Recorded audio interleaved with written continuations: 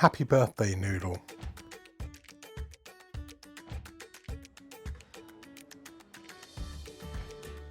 Hey guys, it's Numistacker and I'm back with you again for part 3, box number 3 of the Mega Results. The Silver Forum Mega Results, box number 3, and lots of interesting results in this box, that's for sure. I'm sorry I'm a little bit late with this. I've had a few other things to do, and hopefully I'll be in a position to finish off this mega unboxing, which originally came to me via Heritage in the UK.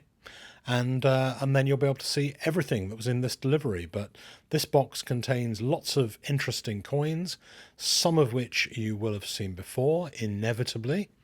But it does give you at least a reminder of what kind of coins people are grading in the UK, what the combined wisdom is of stackers and collectors over here in the UK in terms of grading coins, which ones get picked out as the winners in future.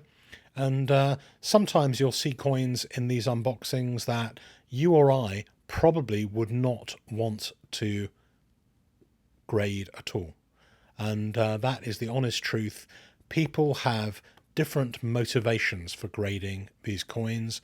Sometimes it's something very personal. Sometimes the coin can be very low value. Often the gold coins you'll see here are worth grading for everybody. Particularly, you'll see lots of these 2017 sovereigns. It was a key date. If you see these sovereigns at a good price, the 2017 will go up in value in the future, is my prediction. The 2018, not guaranteed to in the same way. 2017 was a special year. And then you'll see coins like this, which are a little bit more specialized. Maybe somebody picks out coins which are particularly good grades, and then there's a little bit of a kind of, a rush to see whether they get a good grade from NGC in grading. Sometimes you'll see just even base metal cupro nickel coins being graded. It's not necessarily a good idea for you to do the same thing. As I say, everybody has their motivations, and just be very, very careful that you're not wasting money on grading services. I would say 70 to 80% of the coins I'm asked to grade, there is no worry about spending the money on the grading. The money is good inside the value of the coin. 30%, not so clear whether that's the case. And a lot of people collect modern coins. The people who collect modern coins, and this one is an example of a bullion coin that is way inflated in terms of cost by grading. If it gets a 70, very few of these griffins get a 70. This one wasn't graded in this particular set of coins. It was a mechanical where they actually, I think, got the wrong label on it or something, or did something to it, and it needed to be sent back, which is the case with, unfortunately, rather too many NGC coins end up going back as mechanicals. So, a lot of these coins hand-picked, both in terms of quality, picked in terms of protecting them in the slab. But as I say, there are lots of these coins that I wouldn't personally choose to grade, but it's not really up to me to tell whoever is sending them in that's a bad choice of coin. If I see something which is obviously a details coin, obvious to me as a details coin, I always say so, and I get those coins held back. A lot of those coins you don't see because they're not necessarily shown in the unboxings. This is a lovely one. It didn't get a great grade, unfortunately. I got a 68, which is a bit low, but it is a rare coin with 500 of those minted. A lot of people think it's the New Zealand Mint that produces those, but actually it's the New Zealand Post Office that produces them. Veiled Head Sovereigns. I've noticed quite a few Veiled Head Sovereigns coming in. I think Veiled Head Sovereigns need to be pretty rare dates to be worth grading. A lot of sovereigns, if they're in moderate condition, not rare dates, they're better kept as bullion, but the ones that are collector's sovereigns, definitely grading them enhances that. This one originally came in as an MS70 for some reason. It was sent back and now it's come back as the PF70, which it should be. Very, very nice coin. I think this is the second in the series, and I think the series is a sellout and proving very popular on the secondary market. Close your eyes, Regal Stacker. There are some pandas coming up. One of the Silver Forum members is a big panda collector. These aren't the panda medals that everyone has a little bit of a giggle about if they're made of brass. I don't. I think I treat them very seriously. I like them. But these ones are the gold pandas, and any gold pandas you get at a good price that are in good condition before about 2008 can be a good buy. However, a lot of the pandas that are in the original plastic have deteriorated on the surface, maybe due to PVC or the problems with the plastic on the OMP. And generally, I find that you get a good result by conserving pandas. So if you do have some pandas and you want to grade them, then have a little bit of an extra budget and send them for the sake of $10 extra to NCS to conserve first. So which one's this? A half sovereign. So this is a proof half sovereign. The proof half sovereigns have also risen in price quite a lot compared to their issue price. I think they were about £250 or so at issue, and you'd be hard pushed to get one at under about £375 at the moment. And this one's a good example of things which, if you get a 70, it may just about be worth grading those. But if you get a 69, you'll probably lose money on it. I don't really know. I'm not convinced the silver proofs are really, really worth grading. And you can see with that one, the ink didn't even sit properly on the label. It's an F70, not a PF70, which is a bit weird. That may have to go back at some stage. That one of the first 250 struck, and it originally came with a different label, and then the person who sent it in wanted the label changed to the standard label on it. 2018, this is the Sapphire Coronation Anniversary Privy with a plain rim. 650 of those minted.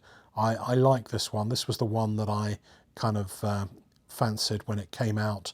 Very low mintage, and it sold out within a day. Well, this one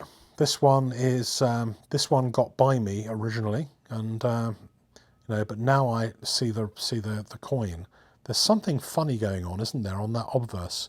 The obverse is totally different to the reverse, and NGC said it was stained with something. It may have been treated with something. Maybe a long time ago, somebody just looked at that one side of it. They didn't give it a, they didn't refuse to slab it, which sometimes they do. But it's the first time one has come back with stained. This one is rather nice, 1817 half crown. Really, really like this George III bust. Very, very nice coin with the laurel wreath on his head. And it got a very good grade. 58 is a really nice grade for that coin. And that'll go down very, very well, I think. The next two coming up here are pretty damn expensive coins. Very, very lovely coins, £5 size, or as Crown Collector would say, crown sized. Both commemorative coins, royal family based commemorative coins. The Prince Philip one, there are only 350, I think, of those minted. I think for the future, that one could be a kind of key commemorative coin. Maybe it will do, do a little bit like the Diana commemorative crown has done. Who knows in the future? It could be a good one, but with such a low mintage, I think that one is worth a punt. Although it is a very expensive premium coin to buy, big premium over spot. I think it's about something like £1,800 to buy from the Royal Mint. There may be a couple left even of the original mintage. 1818 Canada Sovereign. This one is an 1818 India Sovereign, MS61. MS61 isn't incredibly high grade for that coin. I've seen them go up to 64 and 65. And here's another one which is 62, but probably these two coins were bought as bullion, and so putting them in the slab, I think, is probably a smart move by the person who bought these coins. Australian sovereign, MS62, 1916, P for Perth, and the other one is a Sydney Mint sovereign. Big fan of Australian sovereigns, although there are a lot of them around. This one didn't do as well. Obverse cleaned. Obviously, they thought that maybe it was a little bit cleaned and shiny. Getting a few of those on sovereigns recently. Another Australian sovereign, 1893, that one with the Jubilee head. A South African sovereign, 1926, South Africa, MS63, that one did pretty well. You know, if you're lucky and you pick up bullion sovereigns and they're in good condition, that can be really, really good. This one, interesting. I wasn't expecting a details grading for this coin, but drilling in a little bit and seeing, you know, they found damage on the reverse, and the only thing I can possibly think they could have picked up on, although you guys might see something that I don't, that maybe just under the 8 of the date had been clipped a long time ago, and that's why they sorted it out as a details coin, and maybe a little bit of gold had been taken off this coin like it had many coins in that age. People got hundreds of these coins, tiny shaving of gold off each one, and then melted that down. 1899, this one is a English sovereign, Great Britain sovereign, AU53. This one is part of a 3-coin set. So the 3-coin set had a 2 sovereign, a 1 sovereign, and a half sovereign. So the 2 sovereign got a 70, which is great. The 1 sovereign got a 69, not so hot. And then a 69 also for the half sovereign. So, I mean, you can see it's quite possible for these coins, even though they're brand new, to be given a 69 or a 70. Clearly, you are more likely on a modern proof coin to get a 70 than a 69.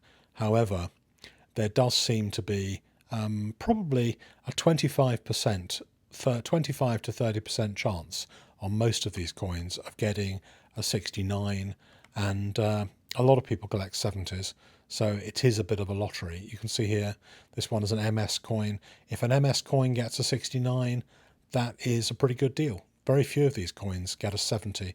Interestingly, if you send a modern MS coin, brand new, 2017, 2018, it stands a better chance of getting a 70 than it does a 69. I don't know the reason for that. You know, whether they think that the production quality of a recent sovereign in MSDPL is better than an older sovereign. I really don't know. It does strike me as being a little bit odd, the way some of the older coins get slightly lower grades. And I wonder whether, if you are going to grade something modern, it's better to send it in right when it's brand new, as opposed to waiting a few years. I think you stand a better chance of getting a 70. This is nice. That's an Aviator's coin. Only a handful of those were minted, a few hundred. And I think that a few may still be available, I don't know. And this one is one of my absolute favourites. I think this is one of the nicest gold coins the Royal Mint have produced. Highly desirable. I think it's going for a premium, even on a 50p gold coin, which is kind of unusual at the moment. Seeing a continual stream of these, 18, 17 minted, strike on the day, 2017 anniversary, plain rim sovereigns. I think these are really nice. And you're also seeing some of the regular sovereigns and the pied fort sovereigns. It seems like with every grading, there's more of these sovereigns being graded. And I think they'll end up as being quite large populations of these coins. And most of them tend to do very well, like this big, there were 1,000 of these minted, the 5 sovereign piece. Absolutely beautiful. And I think these will remain as a premium coin. But each grading brings more of those, and the populations will slowly rise. So that brings us pretty much to the end of box number 3. and I've now got to dig out box number 4 and see what results yet to be uncovered and shown to you guys. Hope you enjoyed that, and see you again.